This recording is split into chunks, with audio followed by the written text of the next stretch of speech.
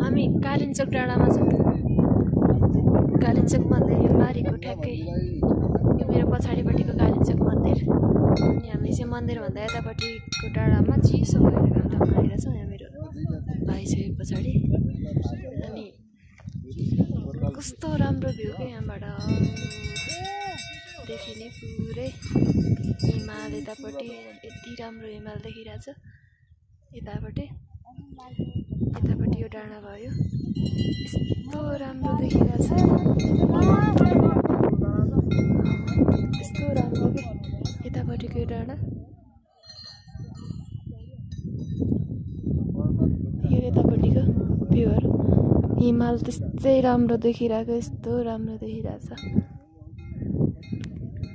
हामी चाहिँ डाँडा बसेर हेरिरहेछौँ। तलबाट उकालो चढ्दा उकालो चढ्न चाहिँ लास्टै गाह्रो थियो। माथि आएपछि चाहिँ रमाइलो छ। उकालो चढेको सबै बिर्सिँदै रहेछ। माथि डाँडामा आएपछि यति रमाइलो देखिरहेछ नि माथि।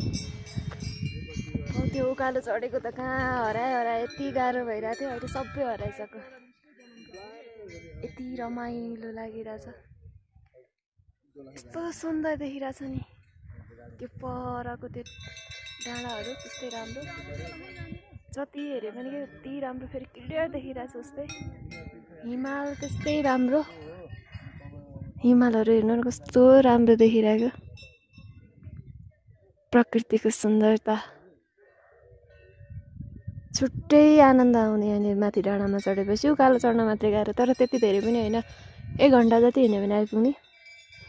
केबल कार चढेर आयो भने भयो। केबल कार चाहिँ 2टा मात्रै रहेछ। अनि मान्छेहरूको अलि धेरै हुँदाखेरि चढ्नलाई गाह्रो। मान्छे अलिक कुर्नुपर्ने लाइन बस्नुपर्ने हुँदो रहेछ। अनि त्यहाँ कुरुन्जेली हिँडेर आउँदा पनि माथि आउनु भ्याउने। अस्ति राम्रो छ। यो तलको चाहिँ कुरी भ्याली। हामी त्यहीँ आएर बसेको बेलुका त्यहाँबाट माथि चढ्यौँ। यो माथि उकालो चढेको त्यति धेरै पनि होइन हुन चाहिँ तर अलिक उकालो बाटो भएर होला अलिक गाह्रै भयो चढ्नलाई।